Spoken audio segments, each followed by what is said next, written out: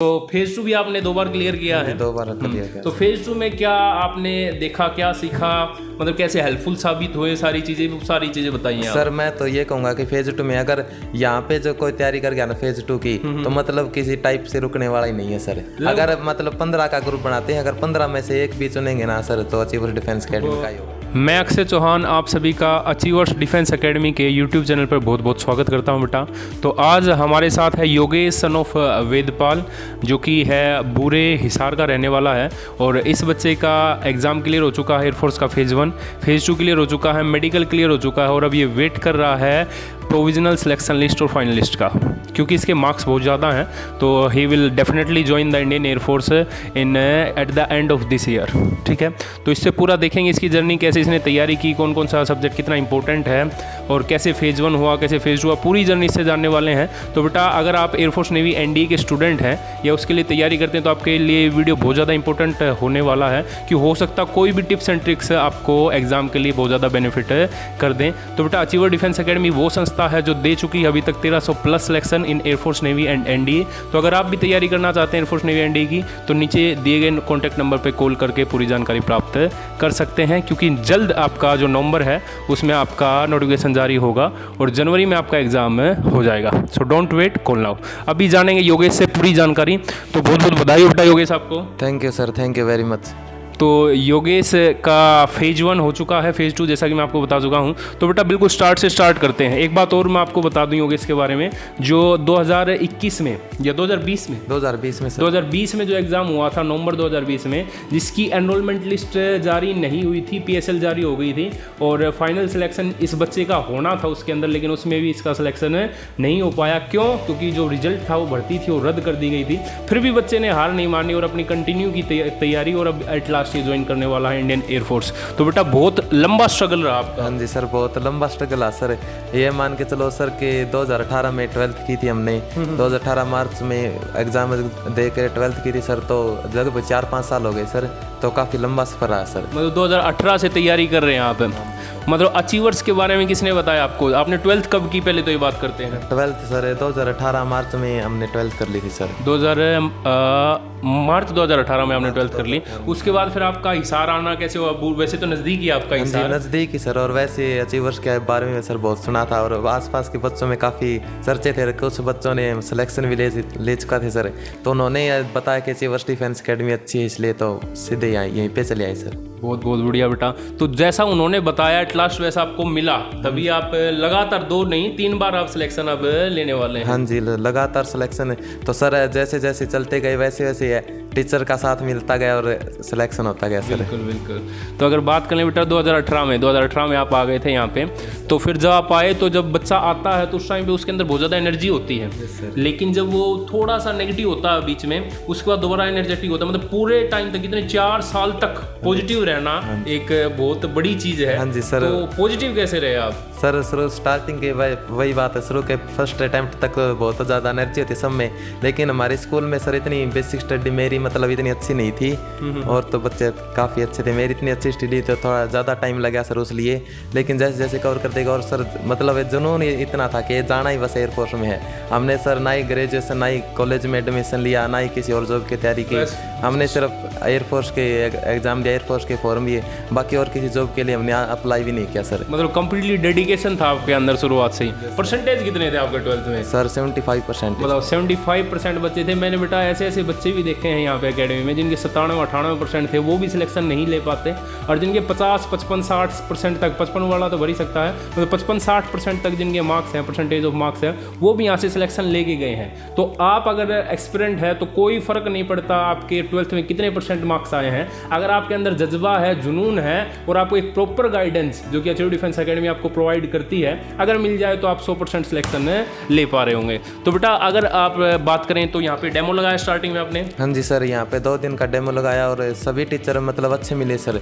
Physics के, math के और इंग्लिश के 3 ही सब्जेक्ट आते हैं, तीनों टीचर मतलब बहुत अच्छे मिले, बेहतरीन मिले आपको टीचर्स यहाँ पे। और दूसरा जो स्टडी मटेरियल का भी बड़ा एक मेजर रोल रहता है। जैसे अगर बात कर लें हम एग्जाम की, तो एग्जाम में जो आपके क्वेश्चन थे जो क्वेश्चन पूछते गए थे आपके एयरफोर्स 2020 की अगर मैं बात करूं, तो वो क्वेश्चन क्या अकेडमी के नोट्स से थे या नहीं थे, कहाँ से थे वो? नहीं, काफ़ी सारे क्वेश्चन अकेडमी के नोट्स थे सर।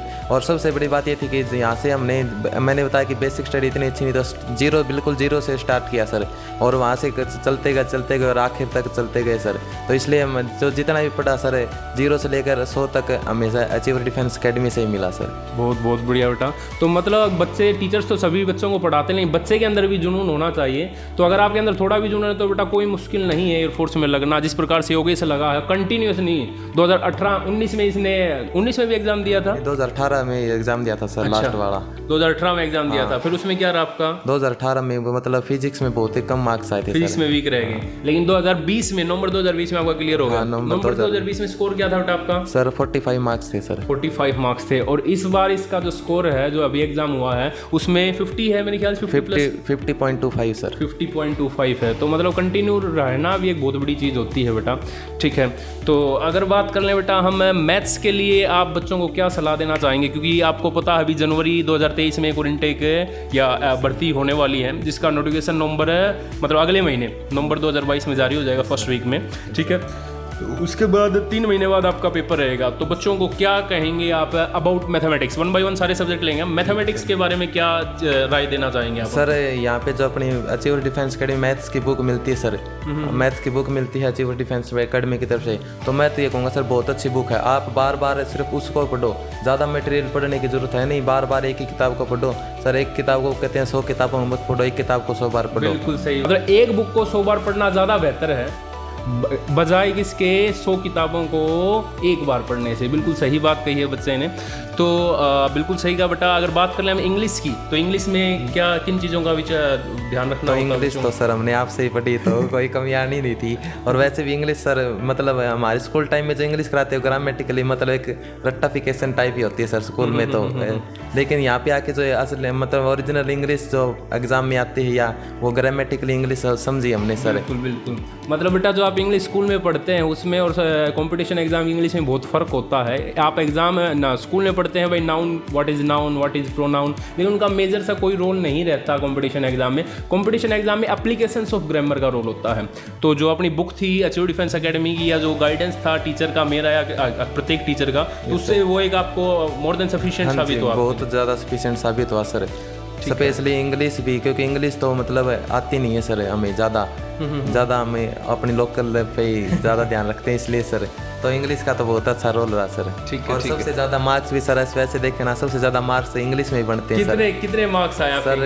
20 में से मेरे 18 मार्क्स हैं सर। बताओ, 20 में से 18 मार्क्स आना एक बहुत बड़ी बात है बेटा। और आपको बता दो अभी तक 157 बच्चे ऐसे हैं जिनके इंग्लिश में एयरफोर्स में 20 में से 20 नंबर आए पिछले 6 साल में जो स्टूडेंट रहे हैं। तो कोई फ़र्क नहीं पड़ता आपने पहले क्या पढ़ा नहीं पढ़ा, अगर आप फोकस्ड रहते हैं, तैयारी करते हैं, तो कोई मुश्किल नहीं है।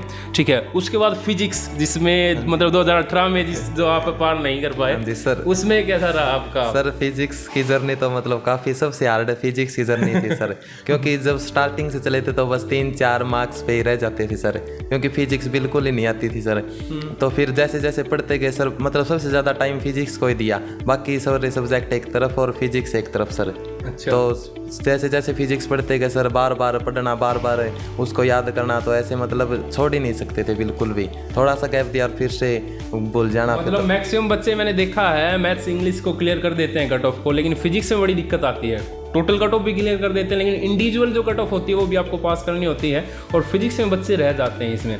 तो बेटा वो भी आपने एट लास्ट इतनी मेहनत की कि आपकी एट लास्ट क्लियर हो गई कट ऑफ भी। सर ठीक है, तो उसके बाद अगर बात कर लें बेटा हम फेज 2 की, तो फेज 2 भी आपने 2 बार क्लियर किया है। 2 बार क्लियर किया। तो फेज 2 में क्या आपने देखा, क्या सीखा, मतलब कैसे हेल्पफुल साबित हुए सारी चीज़ें बताइए आप। सर मैं तो ये कहूँगा कि फेज 2 में अगर यहाँ पे जो कोई तैयारी कर गया ना फेज 2 की, तो मतलब किसी टाइप से रुकने वाला ही नहीं है सर। अगर मतलब 15 का ग्रुप बनाते हैं, अगर 15 में से एक भी चुनेंगे ना सर, तो अचीवर डिफेंस अकेडमी का ही होगा। बहुत बढ़िया बेटा।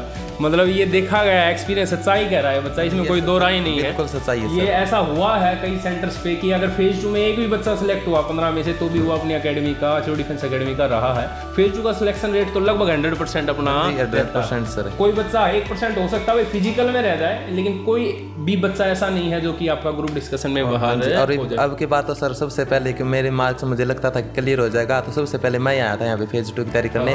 तो कुछ बच्चे ऐसे थे सर 2-3 या 4 दिन ही लास्ट तक आ पाए थे, क्योंकि उनके डाउट था सर, और ज्यादा टाइम भी नहीं मिला अब की बार। बहुत शॉर्ट नोटिस पे हुए थे। हाँ बहुत शॉर्ट। तो 3-4 दिन वाले बच्चे भी सर बिल्कुल क्लियर करके गए फेज 2, जो कि बहुत हार्ड है सर, इतना ईजी है नहीं। मतलब गांव के बच्चे के लिए कहीं ना कहीं बहुत ज्यादा हार्ड हो जाता है, क्योंकि सर इंग्लिश टू इंग्लिश आपको बात करनी होती है और आपको अपना कॉन्फिडेंस दिखाना होता है सर, आप अपना कॉन्फिडेंस दिखाना होता है। और अब की बात तो कुछ नया प्रोसेस भी था सर, को रिटर्न वगैरह का।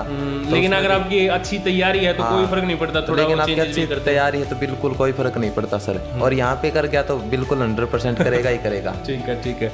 उसके बाद अगर बात कर लें हम फेज 2 के जो टॉपिक्स थे वो लगभग आपके जो अचीव डिफेंस एकेडमी के नोट से थे। हाँ जी बिल्कुल, यही तो वजह थी सर, क्योंकि बच्चों में कॉन्फिडेंस इतना था कि हमने तो हर टॉपिक कर रखा है, कुछ भी पूछ ले हमें कोई दिक्कत है नहीं। और सबसे बड़ी बात सर रेगुलरिटी की होती है सर, यहाँ पे रेगुलर क्लास चली सुबह से शाम तक फेज 2 के लिए, तो कोई दिक्कत आनी थी। बच्चे मतलब अपना इंट्रोडक्शन देना, टॉपिक इंट्रोडक्शन देना, टॉपिक के बारे में बोलना, ऐसे मतलब इतना कंसिस्टेंट हो गए थे सर, चाहे रात को 12 बजे उठा के उनसे पूछ ले तो वो बिल्कुल बता देंगे बिना। ऐसा तो होता भी था यहाँ पे, जो हॉस्टल में बच्चे रहते थे उनको रात को 12 बजे उठा के मैं पूछता था बेटा सेल्फ इंट्रोडक्शन दे अपना, वो वहीं पे खड़ा हो गए पोजीशन लेके अपना इंट्रोडक्शन देना शुरू कर देता था। Yes sir. चलिए भाई, तो उसके बाद आपका फेज 2 में कितने बच्चों ने फिजिकल पास किया, वो कितने स्टार्ट करते, पहले कहाँ था आपका फेज 2? सर मेरा अम्बाड़ा में था सर फेज 2। अम्बाड़ा में था फेज 2। कितने बच्चों का रिपोर्टिंग था उस दिन? सर 500 ऑलमोस्ट, लगभग 500 बच्चों ने रिपोर्ट किया था वहाँ पे। ठीक है, तो 500 में से लगभग कितने बच्चे पास हुए थे फिजिकल में? सर ऑल टोटली सर मेरे ग्रुप में 100 का ग्रुप गया था सर, तो उसमें लगभग 72 बच्चे पास हो गए थे सर फिजिकल में से। हाँ फिजिकल में, मतलब एट एन एवरेज माने तो 25% बच्चे लगभग 25 या 30% बच्चे 30% आउट हो गए, बाहर हो गए थे। लगभग हम मान सकते हैं 500 में से 300-350 बच्चे रह गए थे। हाँ। उसके बाद अगर बात करें हम सिचुएशन एक्शन टेस्ट की या अडेप्टेबिलिटी टेस्ट नंबर 1 साइकोलॉजी की, उसमें कितने बच्चे पास हुए थे? सर उसमें मतलब सभी हो गए थे लगभग, लेकिन 12 बच्चे आउट हो गए थे सर। 12 बच्चे आपके 100 वाले ग्रुप से बता रहे हैं क्या? नहीं टोटल 12 बच्चे। साइकोलॉजिकल टेस्ट में बहुत कम बच्चे बाहर होते हैं एसआरटी में, या तो मेजर बच्चे बाहर होते हैं बेटा आपके फिजिकल में या ग्रुप डिस्कशन में। तो ग्रुप डिस्कशन में लगभग कितने बच्चे बाहर, आपके कितने बच्चों का बैच था? सर हमारा लगभग 16 बच्चों का बैच था सर। अच्छा। हाँ जी, तो लगभग हमारे 7 से 8 बच्चे पास हुए थे, 8 बच्चे लगभग आउट हो गए थे, क्योंकि वहाँ पे जाके देखा तो सर ऐसा लग रहा था किसी को कुछ आता ही नहीं है। मतलब कॉन्फिडेंस ज़्यादा फील होता है। हाँ कॉन्फिडेंस थोड़ा अच्छा, और मज़ा भी आया सर वहाँ पे, क्योंकि यहाँ से मैं यहाँ तैयारी करके मतलब बताया ना सर, यहाँ करके तो फिर कहीं रुकने वाली हो ही नहीं। मतलब यहाँ पे तो जो माहौल था बच्चे सारे तेज थे, वहाँ तेज थे सर, यहाँ पे तो बहुत ज़्यादा तेज थे सर वहाँ से। चलिए, तो फिर आपका जीडी क्लियर हो गया, तो लगभग कितने बजे तक फ्री हुए आप फेज 2 के सेंटर से? सर रात को फेज 2 के सेंटर से लगभग 10 साढ़े 10 बजे हो गए, 10 साढ़े 10 बजे फ्री हो गए थे आप रात। ठीक है, उसके बाद आपका मेडिकल हुआ, कब हुआ मेडिकल? मेडिकल सर 29 अगस्त को था हलवाड़ा में। हलवाड़ा में हुआ था। कोई रीमेडिकल भी दिया गया था फिर आपको? हाँ जी, मेरे को रीमेडिकल एक पॉइंट बना था सर मेरा, तो उसके लिए रीमेडिकल दिया था, लेकिन नॉर्मल पॉइंट वैसे बनाते जाते वहाँ पे क्लियर कर दिया, क्लियर हो गया नॉर्मल पॉइंट्स होते हैं। जम्मू में था मेरा। तो बेटा बहुत ज़्यादा देखो कितने स्टेप हैं, 2018 से बच्चा तैयारी कर रहा है, 2 बार सेलेक्ट, एक बार पहले भी इसका हो चुका है, फिर भी ये कंसिस्टेंट रहा, फिर फेज 1 क्लियर हुआ, फेज 2 क्लियर हुआ, मेडिकल में फिर से पॉइंट बना दिया, फिर बच्चा कहीं ना कहीं नेगेटिव तो होता है, लेकिन ये पॉजिटिव रहा, फिर मेडिकल देने गया, रीमेडिकल भी क्लियर किया और अब एट लास्ट इस साल के एंड में ज्वाइन कर जाएगा।